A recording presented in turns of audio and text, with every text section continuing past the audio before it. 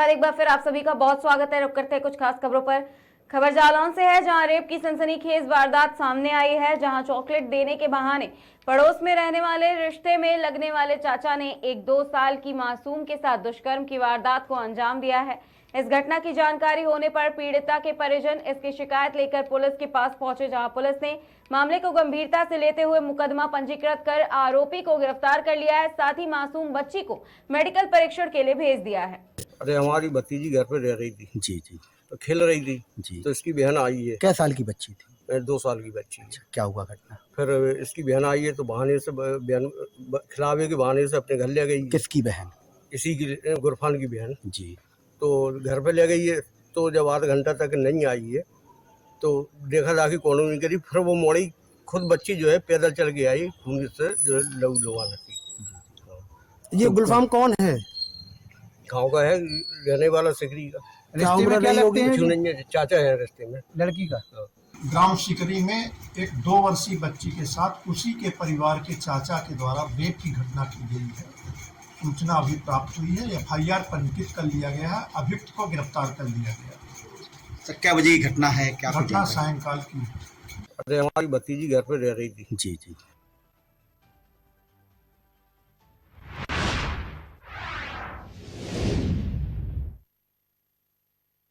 में पूर्व में राधाकृष्ण मैरिज होम के सामने सराफा कारोबारी से लूट का सफल अनावरण करते हुए थाना highway police special task team एवं स्वाट टीम द्वारा एक शातिर लुटेरे को लूट के माल, सोने व चांदी के आभूषण, नकदी 1,42,700 चोरी लूट के मोबाइल फोन, अवैध असला व कारतूस के साथ गिरफ्तार किया गया है। बता दें, उक्त घटना कातर करने वाले अभियुक्त चांद उर्फ पेलुआ उपरोक्त के 2 अज्ञात साथी फरार हैं और फरार अज्ञात अभियुक्तों की तलाश की जा रही है।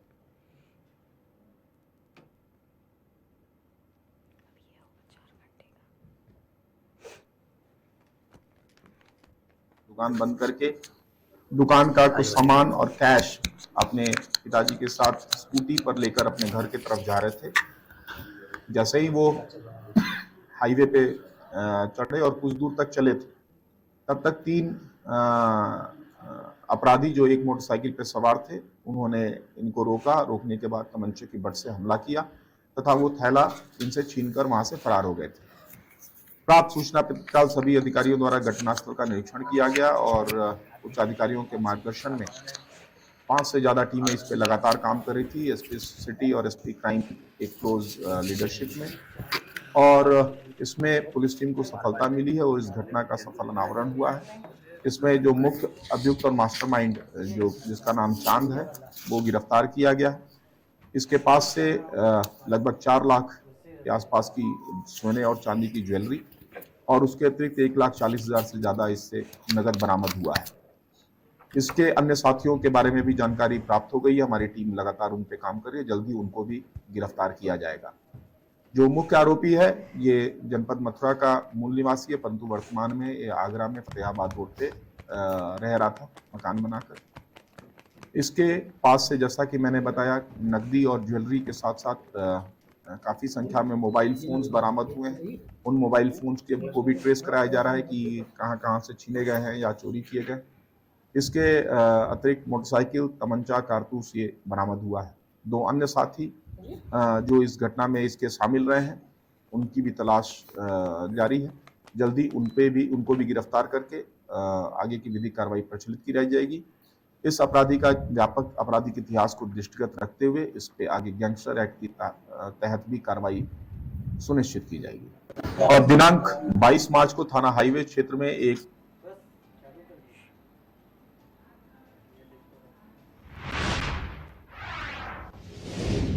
खबर लखनऊ से है, जहां थाना हजरतगंज क्षेत्र के अंतर्गत खनिज भवन में भीषण आग लग गई है। गोखले मार्ग पर स्थित खनिज भवन में आग लगने से इलाके में अफरा तफरी मच गया है और अफरा तफरी का माहौल भी देखने को मिला।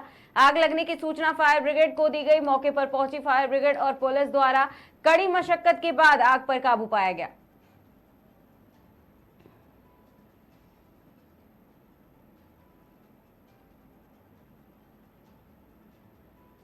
खनिज भवन के ऑफिस में आग लगी थी, क्या वजह जो है निकल के आई और कितना रेस्क्यू जो है आपको करना पड़ा और इसमें जो तमाम चीज़ें हैं क्या वो सुरक्षित हैं? देखिए 2/18 की ये घटना है और जब हमें 2/18 पर सूचना मिली तो हमने तत्काल जो है 3-4 गाड़ियां यहाँ के लिए मूव कर दी हमने और हमारे जो अग्निशम अधिकारी हैं गंज के और जो है गोमती नगर के और मैं खुद यहाँ पर आया तो यहाँ जो है पहली जो बाहर में जो समझ में आया जो पीछे की साइड में ये जो पेड़ है उसके जो पत्ते सूखे वहाँ पर जो है आग लगी थी। उसकी वजह से जो पीछे जो इन्होंने जो डेकोरेशन की वो फैलती चलेगी पूरे उसमें फ्लोर में। तो केवल इस साइड में जो है आग है तो कुछ फाइलें वो सब चीजें जली हैं। इनका ही सिस्टम काम कर रहा है, स्प्रिंकलर इनके चले हैं, उससे भी आग बुझी है। दूसरा जो है जो इनके हाइडेंट है उससे ही हमने उन लोगों ने आग बुझा दी है और कोई जनहानि नहीं है। हमने पूरा फ्लोर चेक कर लिया तो एक एक कमरे टॉयलेट वगैरह सारे कुछ चेक कर लिए है तो कोई भी जनहानि नहीं है। सारे आग बुझ चुकी है। हमारी कम से कम 5-6 गाड़ियां हैं लेकिन हमारी गाड़ी एक ही यूज में आई है क्योंकि इनका सिस्टम काम कर रहा है, उसी से हम लोगों ने आग बुझाई। सर ये जो ऑफिस है वो 3 फ्लोर पे है मतलब वो सभी पे आग पहुंची? हाँ, ये इस साइड में जो है ऊपर तक आग पहुंची है, जो है ऊपर तक आग पहुंची है। आग लगने की कोई वजह अब तक? देखिए अभी मैं थोड़ी देर पहले बताया जो पत्ते वत्ते पड़े हुए हैं इनके जो कूड़ा करकट है वहां से आग फैली है और वो इस साइड में पूरे उसमें जो है इस साइड के ऑफिस से जो बने हुए हैं इस साइड में पूरी फैलती चली गई है। उस साइड में आग नहीं है इनके, केवल स्मोक भरा हुआ है। सर यानी जो कमरे हैं जो अंदर कमरों में जो सामान रखा था वो सब जल गया? हाँ, फाइलें वो सब चीजें जो है जल गई हैं। सर ठीक है, नहीं कोई फायर फाइटर कोई घायल नहीं कोई इनके यहाँ भी कोई घायल नहीं है। इनके सारा का एवैक्यूएशन कर लिया हमने, जो है एक कमरा देख लिया है और हमारा कोई भी कर्मचारी घायल नहीं है। सब कुशल जो है सब लोगों को बचा लिया गया और अच्छी तरीके से आग बुझा दी गई। मतलब रेस्क्यू किया गया, सब लोगों को बाहर निकाला गया? हाँ, मोस्टली तो लोग निकल गए थे पहले से बाहर, लेकिन हमने जो है और देखा तो एक चीजें चेक की तो कोई फंसा नहीं था उसके अंदर। खनिज भवन के ऑफिस में आग लगी थी।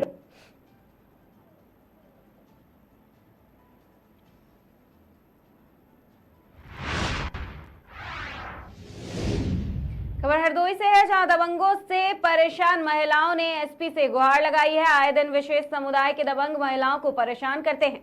दबंगों से परेशान हिंदू समाज की महिलाएं गांव से पलायन करने की बात कर रही हैं। स्थानीय पुलिस पर कार्रवाई न करने का महिलाओं ने आरोप लगाया है। हमारे घर पर चढ़ के आए, मार पिटाई करी। हमारे लड़का बच्चन लड़का हमारे आते ना, छोटी लौड़िया घर में आते, हम भीतर आते ना, हमारे लड़का बच्चन संग मार कुटाई करी। हमें मारन दौड़े, बूढ़ा बुढ़ाई का मारन दौड़े और तमंचा लेके आए और वही हते मुसलमान गद्दी, यही लोग होते। हमारे घर पर चढ़ के आए, हमारे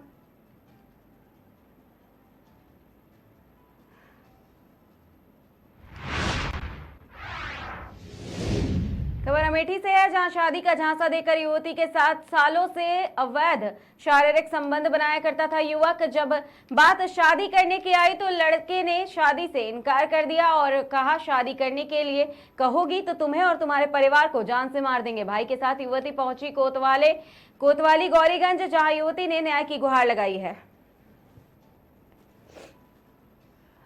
हमारे एक रिश्तेदार हैं, इनको बोलते हैं शादी करने के लिए, तो बोलते हैं शादी नहीं करेंगे। तो ये नंबर दिए, गए थे नाता वहाँ पर नंबर दिए, बोले आप साथ शादी करेंगे। तो ये जब कहते हैं शादी कर लो, कहते हैं शादी नहीं करेंगे आपसे। कब से आपसे बात कर रहे हैं? ये हमसे हो गए 9 महीना बात करते। अभी कहाँ है वो? यहाँ नहीं है, वो दिल्ली में है इस समय। तो क्या उन्होंने आपके साथ कुछ गलत भी किया है? हाँ, हमारे साथ गलत किए हैं। अब शादी ना करने के लिए क्या कह रहे हैं? कह रहे हैं हम शादी नहीं करेंगे, कह रहे हैं हम शादी नहीं करेंगे। हमारे घर वाले नहीं मान रहे हैं। अभी आप थाने आई थी, क्या सूचना मिला यहाँ पे? ये बोल रहे हैं यहाँ से चले जाओ, कुछ नहीं होगा यहाँ पर। क्या चाहती हैं आप? हम जाएंगे, उन्हीं के घर जाएंगे। हमारे एक रिश्तेदार हैं।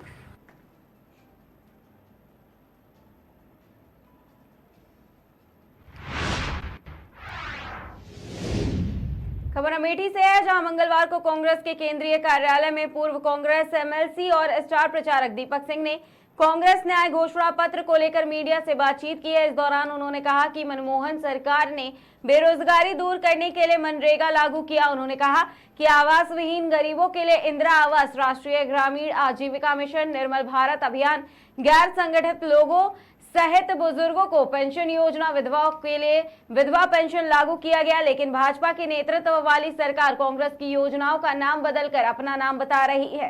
उन्होंने कहा कि इस हरकत पर भाजपा को शर्म आनी चाहिए। वहीं सरकार में रहते हुए जन कल्याणकारी योजना लागू करने में पूरी तरह से असफल साबित हुई है सरकार।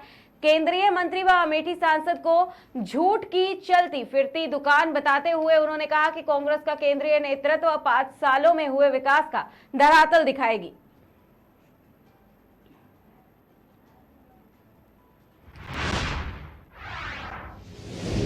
खबर फर्रुखाबाद से है, जहां पूर्व एमएलसी मनोज अग्रवाल ने भाजपा में शामिल होते ही समर्थकों में खुशी की लहर गूंज उठी है। फर्रुखाबाद पहुंचने पर जगह जगह पर स्वागत हुआ है। सोशल मीडिया पर भी समर्थकों द्वारा बधाई दी जा रही है। कई समर्थकों ने पूर्व एमएलसी मनोज अग्रवाल को सदर विधानसभा से 2027 का दावेदार प्रत्याशी बता करके मिशन लॉन्च किया है।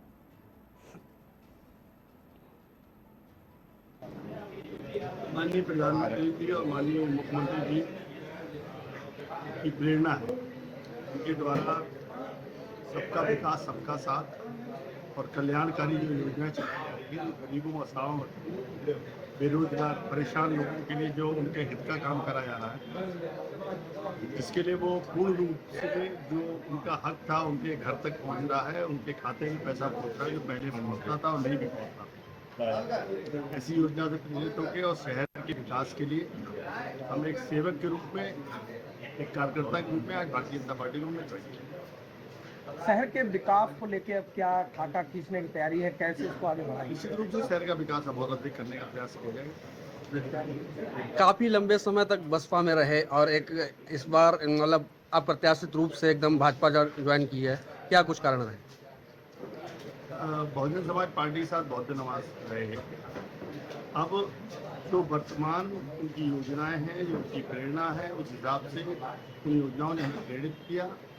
इस वजह से हम उनके एक कार्य सेवक के रूप में पार्टी में हमने अपना एक कार्यकर्ता के रूप में ज्वाइन किया। क्या कुछ विकास की योजनाएं जो थी फर्रुखाबाद में, उन पे भी कुछ अड़चन आ रही थी क्या? विकास की योजनाओं में और अधिक हम प्रयास कर पाएंगे, जो कर रहे हैं तो उससे ज़्यादा प्रयास कर पाएंगे। उनकी जब छत्र छाया में बदरस्त के साथ होंगे तो निश्चित रूप से सरकार की समस्याओं को और उनके पास तक पहुँचा पाएंगे। सभी लोग पहुँचाते रहे हैं, कहते रहे हैं, हो भी रहा है, लेकिन जो नहीं हो पा रहा उसके लिए और प्रयास करें। जो चीज़ अभी तक नहीं हो पाई वो हों, वो भी प्रयास करें। माननीय प्रधानमंत्री जी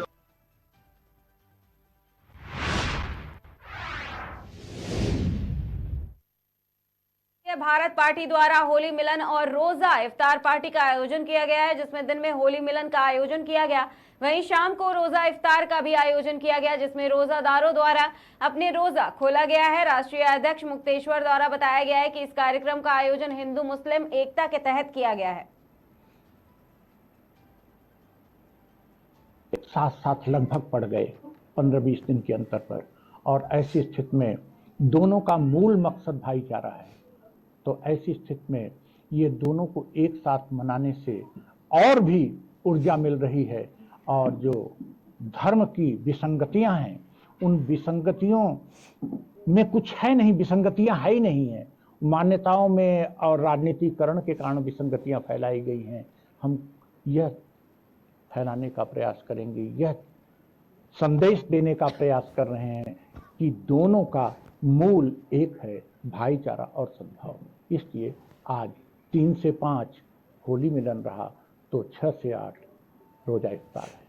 कहते हैं कि इस देश की जो खूबसूरती है वो कहा जाता है कि भिन्नताओं की वजह से है। यहाँ पर जो है गुलदस्ता कहा जाता है इस देश को कि हिंदू मुस्लिम सिख ईसाई और तमाम तरह के जो है धर्म यहाँ पर निवास करते हैं। तो ये खूबसूरती मिटने ना पाए, कायम कैसे रहे? क्योंकि कायम तो पहले से है। अगर राजनीतिक कुछ एक राजनीतिक पार्टियों को छोड़ दें, वो भी चुनाव के समय, तो आज तक हम तो सामंजस्य में रहते हैं। मतलब बहुत सारे मित्र हैं, हिंदू भी हैं, मुसलमान भी हैं, या बाकी भी धर्म को मानने वाले या पंथ को मानने वाले लोग हैं। देश जनसेवा।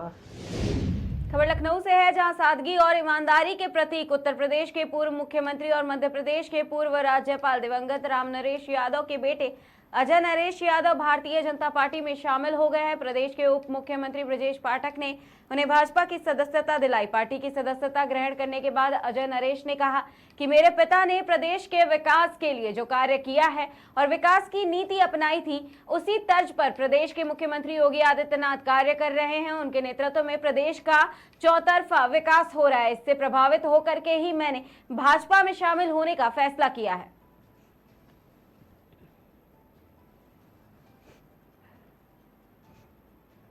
उद्देश्य जनसेवा हम लोगों का शुरू से रहा है।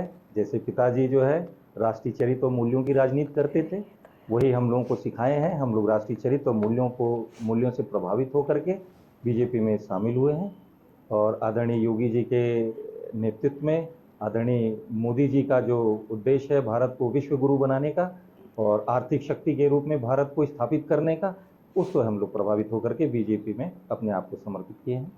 बीजेपी में आप ज्वाइन हुए हैं कि क्या आपको पद मिला है? अभी एक कार्यकर्ता की हैसियत से वही बहुत बड़ी चीज होती है। कार्यकर्ता बीजेपी का सबसे बड़ी उपलब्धि होती है।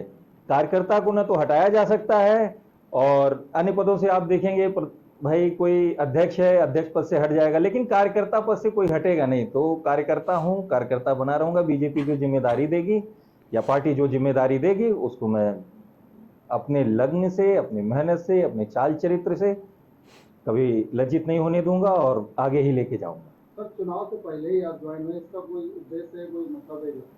जी, अब की बार 400 पार की आदरणीय मोदी जी की जो सोच है उसको हम लोग 450 करना चाहते हैं। बस इसी उद्देश्य को, उसी लक्ष्य को लेकर के लग गए हम लोग। उद्देश्य जनसेवा।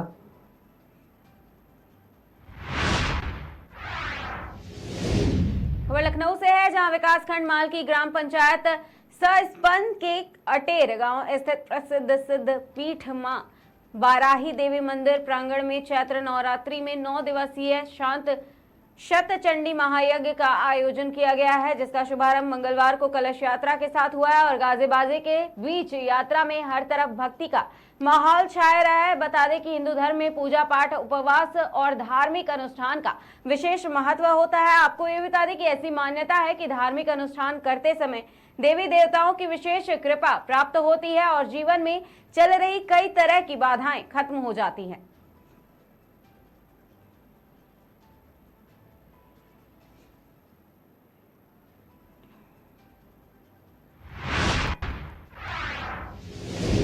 खबर फर्रुखाबाद से है, जहां डीएम कार्यालय के बाहर बंच लाइन में आग लग गई है, जिसकी वजह से हड़कंप मच गया है। बता दें कि धू कर के बंच लाइन जलने लगी, जिसके बाद अग्निशमन यंत्र से कर्मचारी ने आग बुझाई है। आपको बता दें कि बंच लाइन का तार टूटकर सड़क पर गिर गया। मामला फतेहगढ़ के कलेक्ट्रेट परिसर के मेन गेट का है।